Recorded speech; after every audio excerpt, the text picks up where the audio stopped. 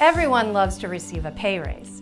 But once you get it, how do you know if your purchasing power really has improved? Welcome to Economics Made Simple. Please remember to like this video and click that subscribe button to make sure you don't miss any future episodes. The question speaks to an important economic distinction, the difference between nominal wages and real wages. To help us make the distinction, we've brought in a special guest. Hello again. The difference between real and nominal wages is actually quite simple once you break it down. At first glance, the matter of wage growth seems pretty straightforward. If your pay rises from $20 to $21 per hour in a year, it's gone up 5%. And that would be good news.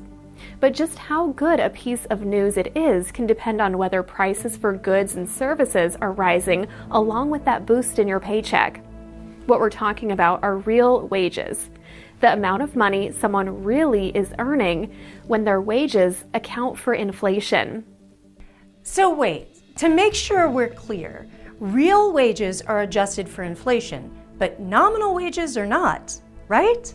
Exactly. Nominal wages aren't adjusted for changes in price pressures. They represent the amount of money you're being paid in dollars with no adjustments. If you're paid $20 per hour, then your nominal wage is $20 per hour. Easy enough. Okay, I understand what nominal wages are now. But what about real wages? Imagine you earn $20 per hour for a year, and during that time, the cost of things you buy goes up by 5%. Even if your pay rate rises to $21 per hour, you haven't really gained any buying power due to inflation. The way the Bureau of Labor Statistics calculates the impact of inflation on wages is a little more technical. Fortunately, the agency produces a real earnings news release each month that includes both the 1-month and 12-month percentage changes in both nominal and real earnings.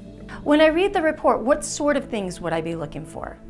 Let's say the report shows that both nominal and real hourly earnings increased over the past year. That may suggest the purchasing power of Americans has improved. But if the report shows nominal wages increasing while real wages are declining, it could point to a loss in purchasing power, despite the fact those nominal wages are rising. It's also important on a much larger scale. Economists and policymakers rely on this information to better understand the underlying health of the economy. Once again, you've made it oh so simple. Thanks for the explanation. Thank you for having me. It's been a pleasure. Well, that's all for today's lesson. If you enjoyed this video, please don't hesitate to hit the subscribe button and watch for more Economics Made Simple.